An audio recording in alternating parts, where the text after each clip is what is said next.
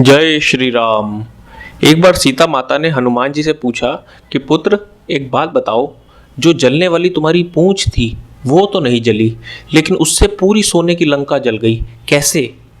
तो हनुमान जी ने मुस्कुराकर कहा कि माता, लंका तो सोने की है और सोना भी कहाँ आग में जलता है, फिर कैसे जल गई? तो सीता माता हैरान। तो हनुमान जी बोले, माता, लंका में उस दिन कोई साधारण आग नहीं लगी थी, बल्कि वो पावक थी। पावक?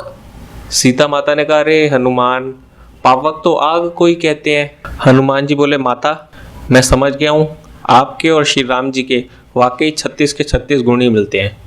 तो माता ने कहा, अब इसमें 36 गुण कहाँ से आ गए? माता मुस्कुराई, खुश हो गई कि पता है, एक तो तारीफ कर रहा है, ऊपर से मेरे पति के साथ मेरे गुण मिला रहा है, चल अच्छी बात है, लेकिन ठीक से बता क्या कहना चाह रहा है। तो हनुमान जी ने कहा, माता, यह पावक साधारण नहीं थी, यह श्री राम जी की रोष रूपी पावक थी, जिसमें सोने की लंका जली। तब माता बोली, बेटा, आग तो आग होती है, वो अपना पराया नहीं देखती, फिर ये तुम्हारी पूंछ कैसे बच गई?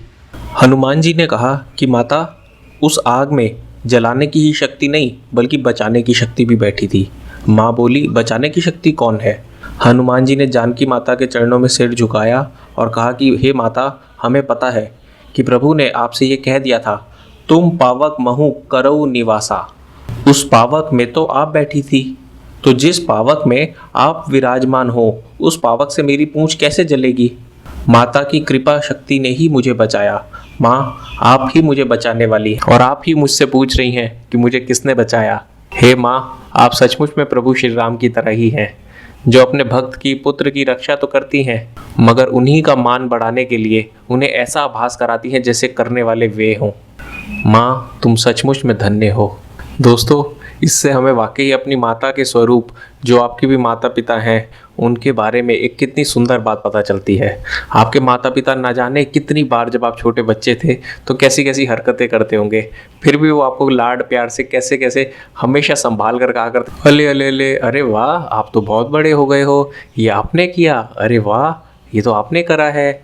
हमेशा हमारा मान बढ़ाने की कोशिश करते हैं, जबकि छत के बिना दीवारें हमेशा अधूरी होती हैं, घर कभी पूरा नहीं हो सकता। इसलिए अपने माता पिता के लिए हमेशा आदर और सम्मान रखें। जय श्री राम।